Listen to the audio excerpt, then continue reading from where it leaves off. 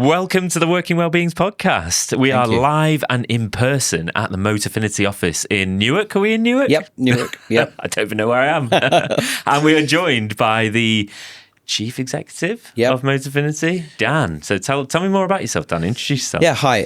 Daniel Briggs, Chief Executive and Co-Founder of Motorfinity. So started the company 10 years ago. It's our 10th year anniversary later this year.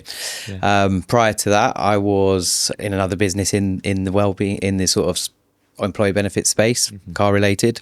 And then prior to that, I was working as a broker in the city, sort of helping companies to raise capital from the financial market. So that lent itself well to establishing Motorfinity and starting up a new business to support people in this space. I think when I discovered that such things existed, it was probably over 20 odd years ago that I was working in the city. It was a very different world for well-being, employee benefits, if they really existed at all back then. And the world's changed much more since then, and sort of learning and becoming much more open-minded to their existence, 10, 20, 12 years ago, really sort of took me on a different journey to actually finding a real excitement, a joy and an enthusiasm for creating something and building something that helps people to make smarter choices, to save money and to access a new car or product that perhaps they wouldn't be able to without what we're doing. Nice one. So tell me about Motorfinity. So for those who've not heard of Motorfinity, what do you do? What's it designed to? So what problems is it designed to solve? At the core of what we do is to provide the best value possible to an eligible audience of customers that we consider at the heart of what we do, deserving of extra support, extra value from the manufacturer partners that we convince to do that with. So we work with all the leading car manufacturers and brands in the UK to offer significant discounts. Our average discount is about £7,500. Wow. But that goes right up to sort of £15,000 at the top end on certain models. So our eligible customers who are people in the police, the prison service, fire service, NHS, all of the military, retirees, veterans, carers, that whole spectrum of people, including teachers, are eligible to come to us, and we can then facilitate the purchase for them of a brand new car, attracting that significant discount, that saving off the list price of the vehicle. And we look to provide value at all elements of the car buying spectrum. So in the part exchange, we strive to find the best value. We've got multiple relationships with people to offer customers the strongest value possible. And we facilitate the whole transaction for them, making it as smooth and seamless as possible, providing the lowest finance rates that we can in the market. We strive to find the best APRs that we can. And we push for the lowest possible for our customers. So they're getting the saving on the car. They're getting the lowest in rate possible. They're getting the highest value for their part exchange, all encompassed with a friendly, happy service, and Motorfinity providing a seamless journey, understanding the jobs that our customers do. They work shifts, they can be away on exercise. There's lots of sort of scenarios where we have to adopt and adapt our ways of working so that we can fit into the lives of the customers that we're supporting.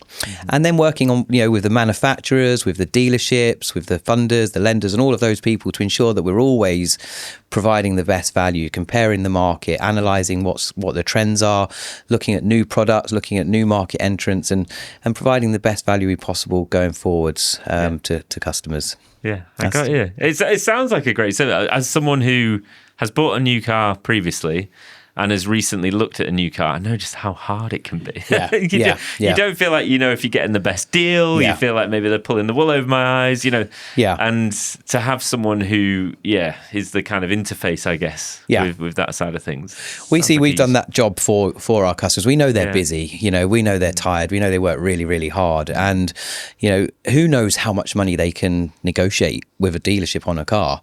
Certainly before I came into this industry, I had absolutely no clue. In my mind, I thought, well, if I could get £1,000 off, that's probably reasonable. How naive of me, We've pushed and negotiated the absolute the strongest deals we can. We get an element of the discount is made up of a discount that the dealership will give us, and then the manufacturer, the UK manufacturer, will give us another proportion of the discount above what a dealership can actually offer. So we check the market every week. We have a pricing meeting. We check the whole market for pricing, competitiveness, and if there's areas where we feel that we've perhaps reduce that competitiveness, we will use that data to go and talk to manufacturers and partners to ensure that we're always providing that best value.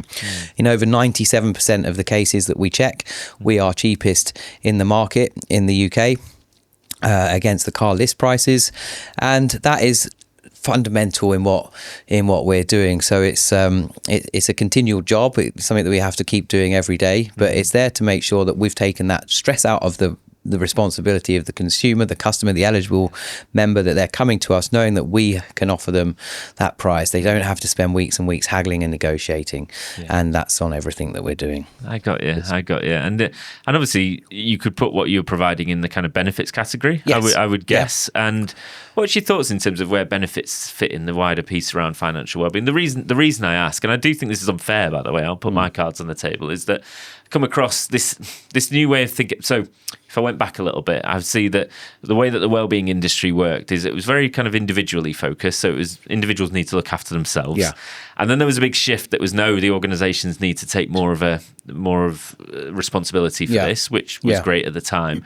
But then what that turned into was just benefits, you know? So it was almost like, we're not going to fix the work. We're just going to provide you with all these great benefits. Yes, it's a box ticking exercise almost, However, I feel like it's almost swung too far, where there's a bit of a backlash against benefits in a sense. It's almost like, no, you need to fix the work and forget the benefits. But I think that's unfair. And I'm not just saying this because you sat across from me, in the sense that some of the benefits are really great. Yes. Very useful to people and really help people. Yeah. So, yes, and I think there's a couple of sort of areas of thought for me on that. I think there used to be a lot of stigma, going back in time about difficulties that people find themselves in, about people looking to spend less. Yeah. And I think in the current world that we live in, people are proud to have saved money. The whole Audi Lidl market that we operate in, people are quite proud to say, well, I've bought something that's cost me less, whereas there used to be, I think, that sort of snobbery attached to that, and now it's reversed somewhat. So a lot of stigma's taken away from that sort of stuff. A lot of people are much more open to talk about their circumstances.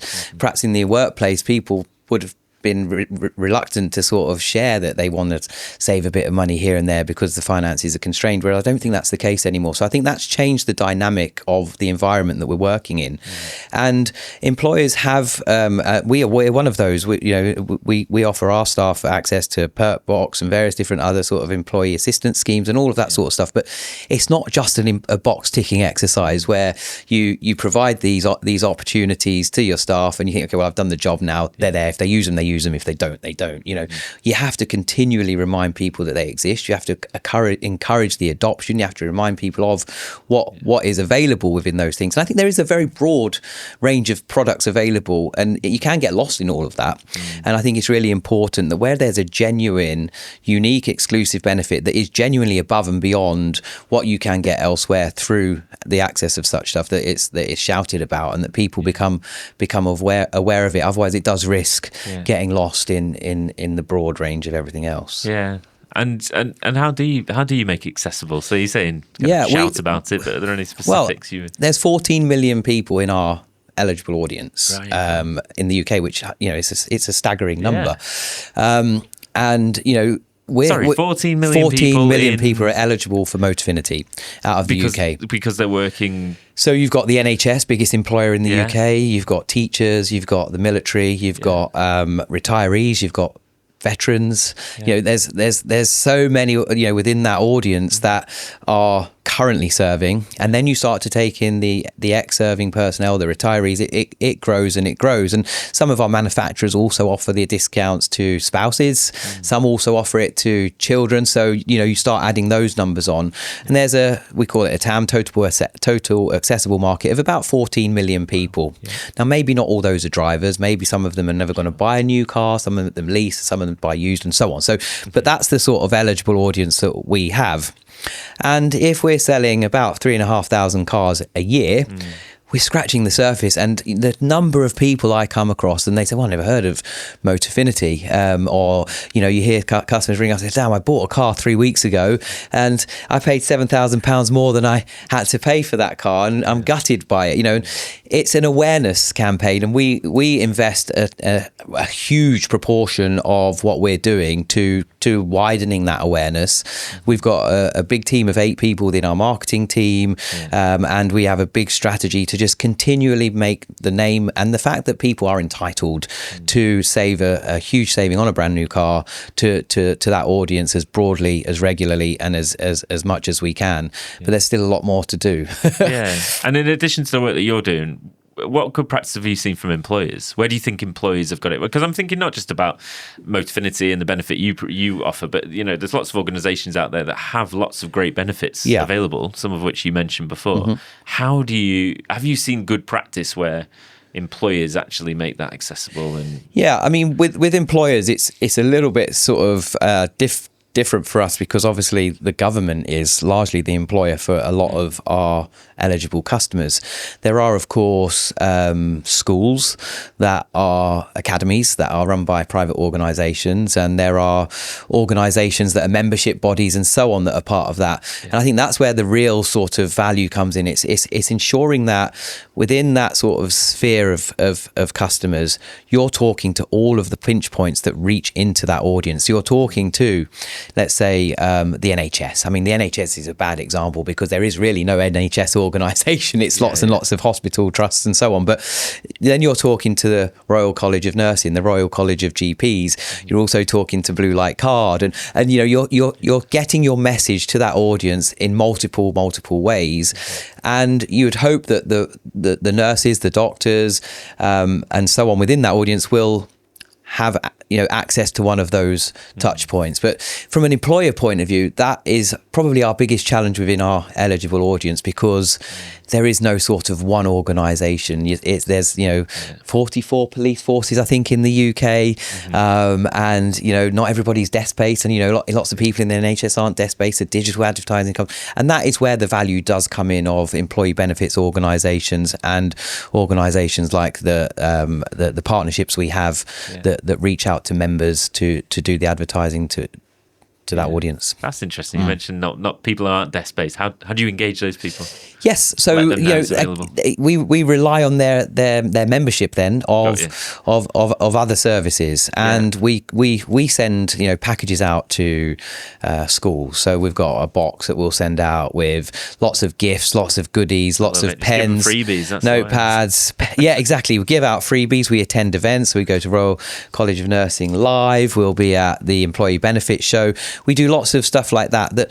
Again, it's just spreading the word, and someone that buys a car, hopefully, is going to tell someone else that works in their organisation to buy a car, and that it's a continual education and a broadening of that awareness, and multiple ways. Yeah, I'm just pulling on this thread because obviously we work with lots of different employers and speak. As part of our community that we run, we've got lots of employers who make that up, and one of the big barriers they've got is we've got all these great benefits, but people just don't know about them, they don't access them, and then they get thrown at them. Well, you're just ticking boxes, and it's well, no, but actually these are really useful benefits that people could access. But it's bridging that gap, right? Yes, and I think what it is segregating the sort of your salary sacrifice benefits, the obvious ones that everyone think of, and your HR and your payroll department sort of led benefits, and then everything else, and it's trying to stand out amongst everything else. Not everyone's eligible for salary sacrifice. In fact, a massive proportion of people that work for the organisations that we reach out to aren't eligible for salary sacrifice. You have to work there for a certain amount of time, be in a certain pay banding, certain salary, and there are pitfalls to it. So if you're sacrificing your salary, your pension contributions go down. If you want to get a mortgage, it's based on there's lots of sort of reasons why it might not be beneficial to you. You lose your no claims insurance rolling. There's lots of sort of things to consider and weigh both up, but we're available to everybody, irrespective of their pay banding or irrespective of their length of service. And I think it can sort of then fall into the sort of the voluntary benefits side of things, which is, I think, less of a focus for companies. And I think if organisations can start to sort of wrap it all together and bring it into sort of one large pot. I think that might be a better way of sort of enhancing that message. But like I say, we have to look at everything, and we'd have to push that, the levers that we have as hard as we can to just make sure we're sharing the knowledge as widely as possible. Yeah, I got you. So that's interesting. So is Motorfinity a salary sacrifice scheme? No. Right. We consider ourselves an alternative to it. Got you. So salary sacrifice has a purpose, and it has its pros and its cons. And we are, we sit alongside salary sacrifice. Some people may feel that salary sacrifice is right for them. Some people may prefer to own their own car to benefit from having that asset themselves. And if they are then not tied into their job, if they lose their job, or if they want to leave, there's complexities around that. If they leave the job and they own their car, they've got their car still. If they want to sort of move around to a different part of the country, it doesn't matter. They've still got there's lots and lots of pros and cons for it. And people love their car. People love cars. And our customers, a lot of our customers are retirees. A lot of our customers buy their cars outright or arrange their own financing. And it's a joyful moment for them. It's the first new car they've had. They're excited because they can actually now afford a brand new car, because historically they've always bought used, and the discount means they can move into a new car. And so that's probably, I've not done a salary sacrifice purchase myself, but that's probably very different to a car arriving outside your house that you're just having £300 deducted out of your wages for every month that isn't yours, and it belongs to the company you're working for. So two very different things, but I think there's a role for both, and I think we sit nicely beside salary sacrifice as an alternative option for people that don't want that or aren't eligible. I got you. And is there any organisations it works best for? You mentioned your core. Our biggest audience is probably the wrong person to ask. I look at sort of generally the whole scope of it, but our biggest audience is NHS. We find that sort of there's various different demographics when you look within our sort of the breakdown of the customers that are buying the cars. So male and female, different age ranges and so on. And then you break it down by manufacturer, and there's different sort of demographics for each of those. So we do look into all of that. I think from the point of view of a best sort of audience, it's hard to say. I think so teachers really came on, a couple of years ago, and we saw an influx of inquiries from teachers, but it was an educational thing, and that's really starting to grow as an audience. And it's probably the hardest to reach, actually. You think, what teacher sits behind an email computer all day? They're sat in a classroom. That's why we send the teachers' boxes out to schools, to get the message out to them, because you could do an email campaign to police officers that are sort of police staff and so on, that gets them, but teachers is harder. But so I'd say they're probably the hardest to reach. NHS is probably our most significant, strongest sort of audience that we work with, and military probably are the audience that's been so used to, for many years, receiving benefits, in terms of discounts. If you go to America, the military get discounts everywhere they go. They show their ID or they're in their uniform. Everyone wants to offer them a free coffee or discounts and everything. And it's very much ingrained in the culture to support the military. And it's trickled down from there, really. And I think the NHS next behind the military is much more accustomed as well. Blue Light Card have got 6 million members now. It's colossal. And of that audience, they frequently, always using their card to get discounts and access discounts. It's become much more ingrained in day-to-day life now. We just need that to sort of start translating into some of the other services as well, to become as much as adopted as much. But it's getting there. It's certainly getting there. So just a few kind of closing questions from me, I guess. Well, first is a massive thanks for supporting us with the podcast series as well. I should have mentioned that towards Thank you for the opportunity. So, appreciate it. The Full Tank Thinking series has been it's been a great one, because we've been looking at insights in the industries that you've been talking about there. And one of the things that's obviously come out is decided that wellbeing is incredibly complex. If you look at different organisations at different times, different things come out. So kind of final thoughts in terms of where you feel, from a personal perspective, where financial well-being fits in that broader picture alongside social well-being, psychological well-being, mental health. Where like I said, I think it's at the forefront of it all. Well, it certainly has a big role to play in it, because it often leads into all of those other areas, or those other areas lead into it because it's a huge factor. it's probably the most fundamental reason people do have those other issues. So if it, I think it's the reason you go to work as well, right? It's the reason you're there. You go for purpose, 100%. but because you get paid, yes, you know? Yeah. And, life's pressures, they weigh, and finances are often at the core of that. So, as a company, we help our staff out in any which way we can. Obviously, we're here providing this service, but if someone comes to us and they're in difficulty, we don't want that. We want to help them. We want to help them get better, or we want to take that weight off their shoulders if we're able to, and help people to be able to come to work with a smile on their face, to not look dreaded coming to work on a Monday because they're not enjoying their job. So I think for us, the same sort of ethos that we apply to our business applies to the world of employment and the world that we're trying to appeal to. I think the whole sort of sector, if you like, from an employment is there's a lot in it.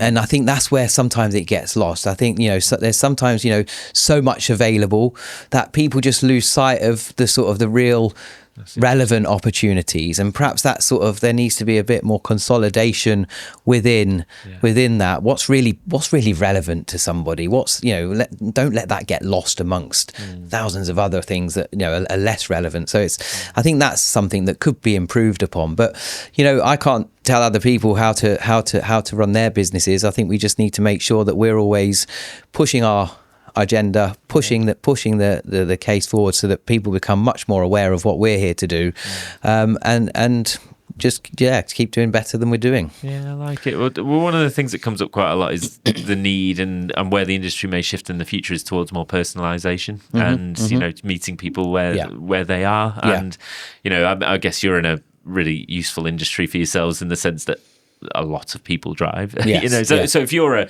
a mindfulness app, right, you are, like it or not, attracting a fairly minority group of people who might have an interest in that, although it's growing. Whereas a lot of people drive.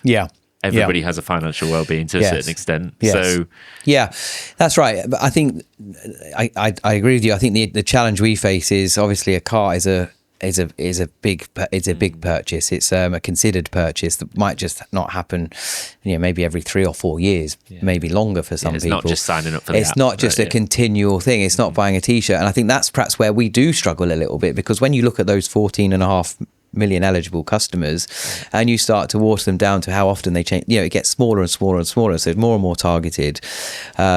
It's I think that's a challenge we face. There was 2 million brand new cars registered in the UK last year or thereabouts, and I think about 7.8 million used cars transacted last year. So there's a big industry within motoring, but it is very different to a fast-moving consumer good that is, you're always on repeat, trying to appeal to somebody.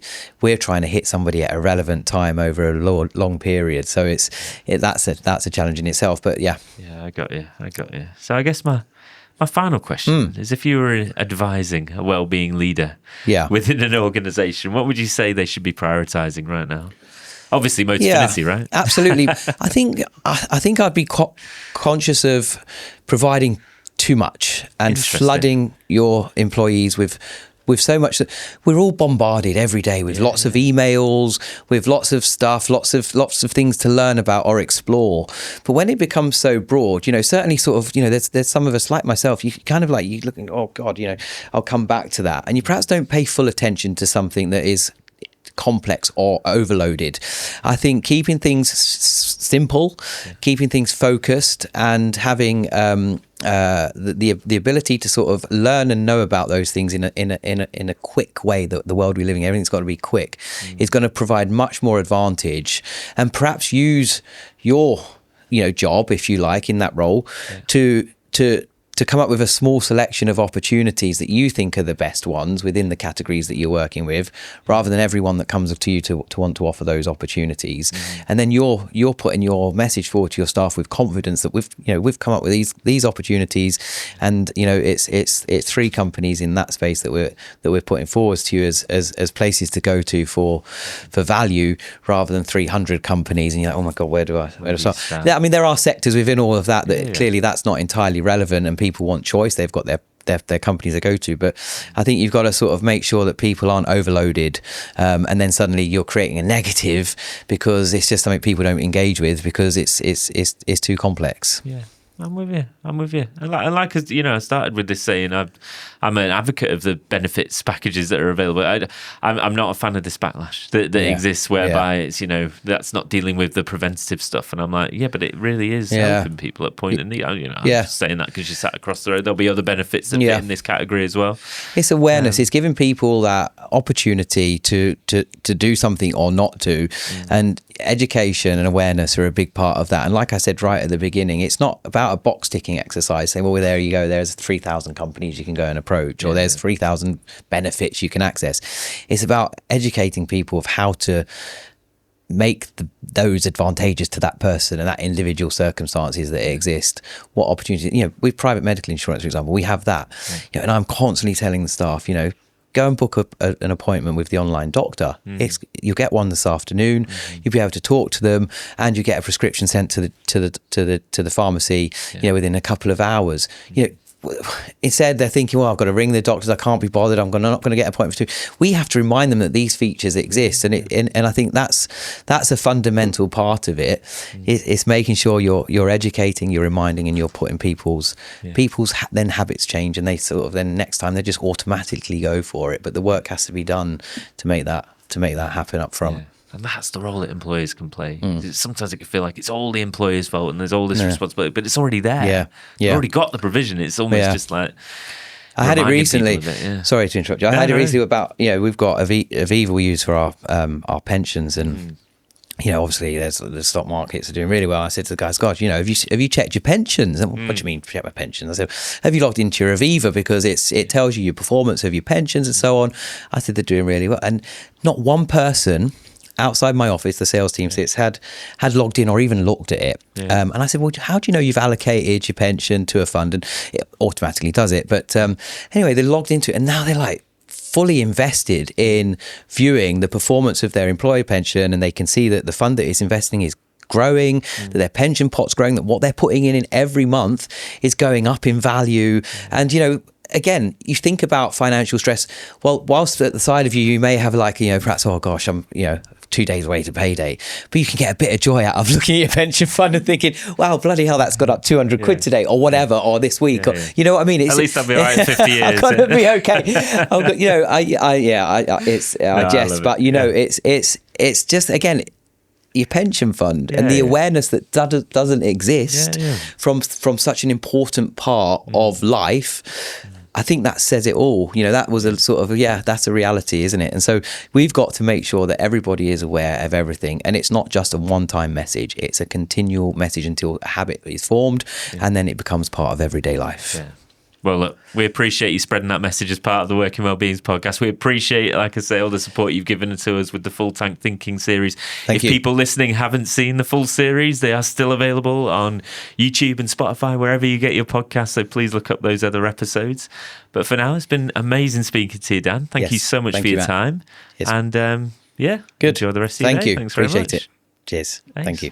Thank you for listening to this episode of the Working Wellbeings podcast.